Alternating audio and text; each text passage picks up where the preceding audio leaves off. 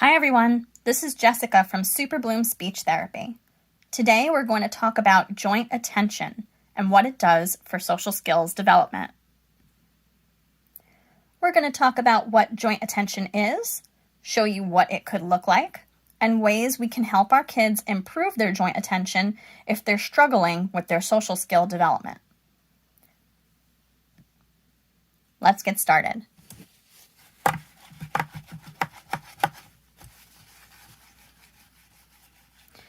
Put it simply, joint attention is the ability to pay attention to an object and another person.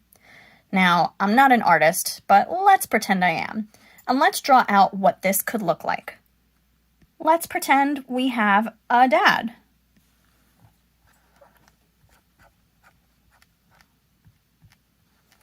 And let's pretend we have a son. And let's pretend they're playing side by side. Let's give the son some Legos, right? And he's going to be looking at these Legos. And let's give Dad a remote control police car. And let's have them playing side by side, each busy with their own toy. Dad discovers that he can toggle the lights of the car on by using the remote control. And Dad wants to share this discovery with his son. So he makes a bid for his attention by saying, "Wow, look at that." And he points to where he wants his son to look. Ideally, this gets his son's attention, and he stops what he's doing with the Legos, and he shifts his attention to Dad. The son then follows Dad's eye gaze and pointing gesture to the object. Now, both Dad and the son are paying attention to the same object. And now that this is happening, there is a shared focus and an understanding between them. Let's imagine the son then shifts his focus back to Dad. And now let's pretend the son has the verbal language skills to say, "Wow, I didn't know it could do that." And the son shifts his focus again back to the object. Sometimes it might be helpful to visualize a sort of triangle in this situation, where the two people and the object they're both attending to represent the 3 points. In a typical interaction, both people would be shifting their gaze to and from the object and each other in a matter of just a couple of seconds. This checking in with each other allows for communication and sharing a feeling of understanding of what's happening. In this case, both Dad and son are surprised by what the car could do.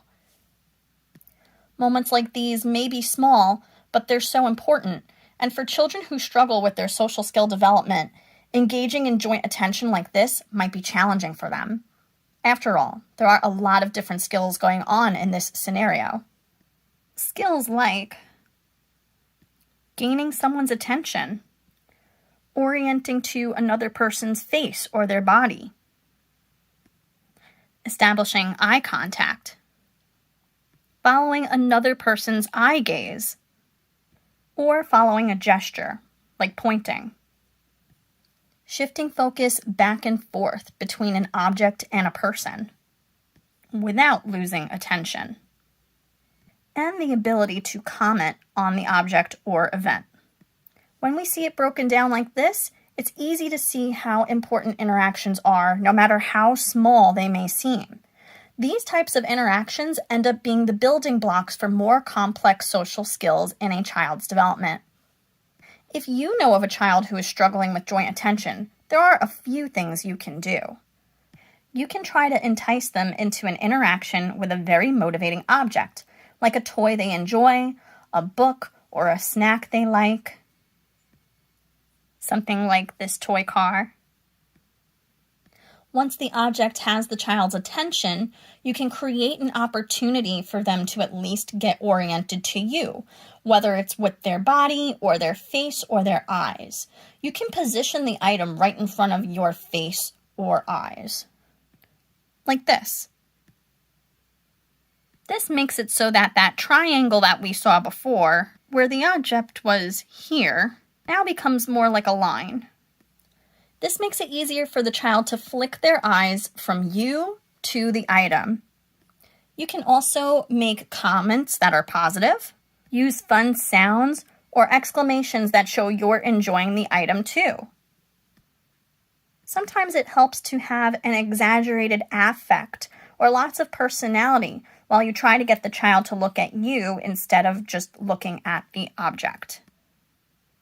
When they do eventually look at you, you can smile and offer praise or another positive comment or another exciting sound, or even just saying yes. You can even give them the item. Positive reinforcement like this builds up the idea in the child's mind that looking to you is a good thing. If we practice little moments like these, it will become more natural for the child to look at you. If you feel like you need help with creating opportunities like this for a child, or with establishing joint attention skills, a local ASHA certified speech language pathologist should be able to help you. Thanks for watching.